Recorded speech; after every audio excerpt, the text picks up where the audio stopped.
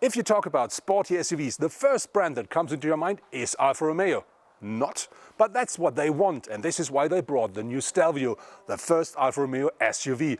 And this is the car we drive today.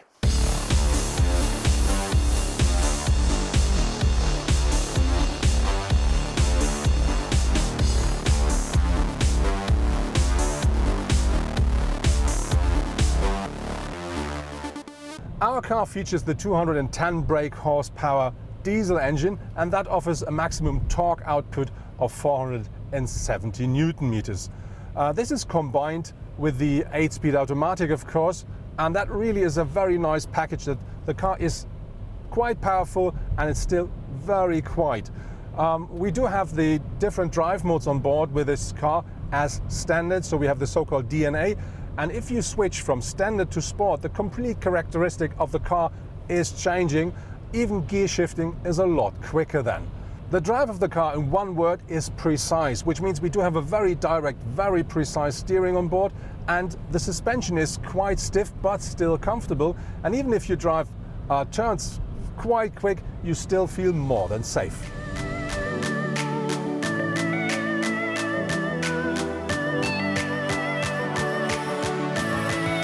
The design of the Stelvio strongly reminds of the Alfa Romeo Giulia. With a length of nearly 4,17 meters and a height of under 1.7 meters combined with a width of about 1.9 meters, the Stelvio looks solid on the road. The front is dominated by the so-called Scudetto and the wide air intakes. The flat bike xenon headlights emphasizing the EVER look, well known from the Giulia.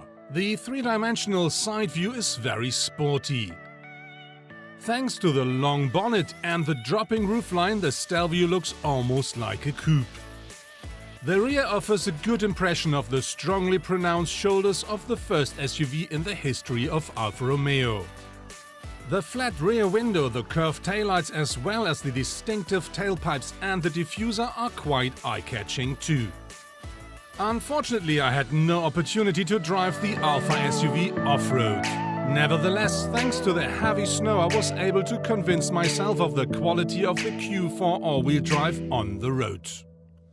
The interior of the Stelvio looks pretty much the same, or to be honest, exactly the same as the interior of the Giulia, but the seats are different. Of course, we sit higher because this is an SUV, but these seats here, they really give you loads of support, so you don't have to do any. You really fit perfectly into the seat. We do find the same 8.8-inch screen here for the infotainment system. It's black and black, which I think looks very nice. And we do find, of course, the same materials. We do have some wooden parts, and we do have the same craftsmanship as with the Giulia. With the steering wheel we do have, I think it's a bit of a pity because that's black in black, so tone in tone. And I think something red or something colorful would be great for this, just to give him a bit of a fresh design.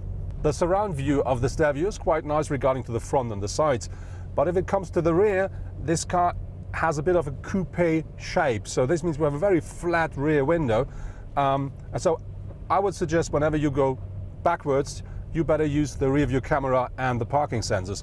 But to be honest, Alfa offers a rear cross traffic alert for the car, which makes pulling out of a parking plot backwards a lot easier and more safe.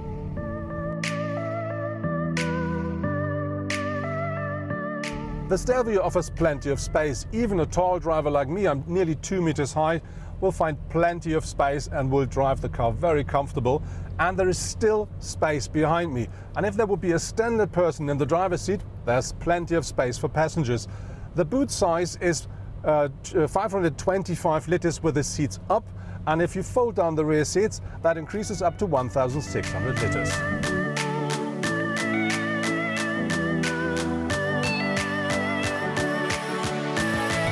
Gear shifting at the Stelvio will always work with the 8-speed automatic gearbox. The cars that come to the market now, they will all have the Q4 all-wheel drive system of Alfa Romeo on board. Very important here is the Stelvio is a rear-driven car, and the all-wheel system only gives power to the front axle when needed.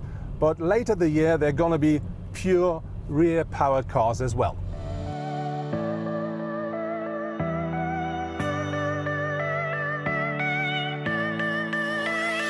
Alfa Romeo offers for the new Stelvio 2-liter 4-cylinder diesel engines with an output between 180 and 210 horsepower.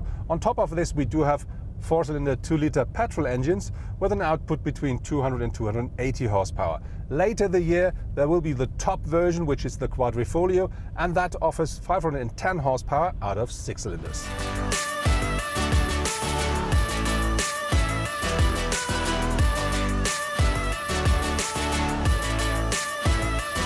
That was our first review with a new Alfa Romeo Stelvio. The so-called first edition will start in Germany at 56,000 euros, so it's not a real bargain, but there are cheaper trim levels available. And I think the cheapest, the entrance model, will be at about 40,000. But to be honest, this is a pure Alfa Romeo, even though it's their first SUV. And I think for a real Alfa fan, this is the first choice regarding to SUVs.